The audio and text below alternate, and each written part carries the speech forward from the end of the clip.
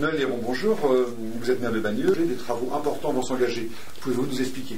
Alors, effectivement, la maison de santé, jadis on l'appelait la maison de santé, qui remonte au 19e siècle d'ailleurs, et ensuite c'était la maison de santé, les anciens disent encore maison de santé, après on a dit la clinique de Bagneux, après la nouvelle clinique de Bagneux, puisque c'est passé en société nouvelle de la clinique Bagneux, après c'est passé clinique de la Loire, puisque chacun sait que la clinique de Bagneux est montée à côté de l'hôpital dans le cadre du pôle santé. Alors donc tout va être rasé, tout va être déconstruit, puisqu'on dit déconstruit maintenant.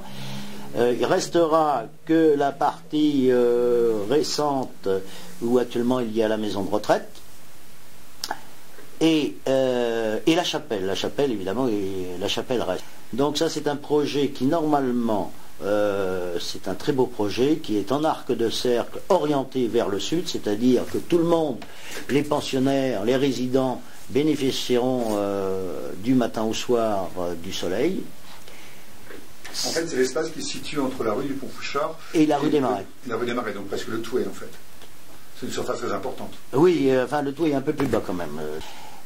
Il est prévu que ça doit réunir la maison de Nantilly, la maison de retraite de Nantilly, que l'on appelle la Gueule du Loup, pour les anciens, puisque c'est la rue de la Gueule du Loup, et Bagneux. Le projet est prévu pour 87 lits. Ce qui est quand même... C'est un projet privé ? C'est un projet privé, le groupe Apus Santé. C'est un projet privé, ça je crois qu'il faut le dire, c'est pas un projet public, c'est un projet privé. Et ce qui est très intéressant, ce que l'on souhaite, nous les élus, et pas spécialement que les élus d'ailleurs, c'est que ce soit une structure intergénérationnelle. Alors, la maison de retraite, c'est calé.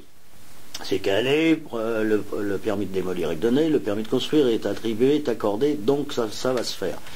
Actuellement, reste en pendant, si l'on peut dire, c'est une structure petite enfance, de façon à l'intégrer dans cette structure qui serait intergénérationnelle.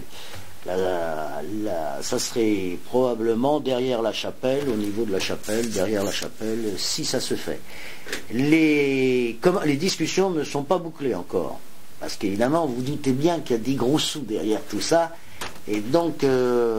le groupe privé en question est en train de nous faire de propositions, ses architectes aussi, sachant ça correspond à des normes publiques, d'accueil, de ceci, de cela. Derrière, évidemment, il y a des subventions. On ne peut pas se passer des subventions parce que c'est quand même une affaire très onéreuse. Donc, la structure petite enfance, pour le moment, ce n'est pas calé.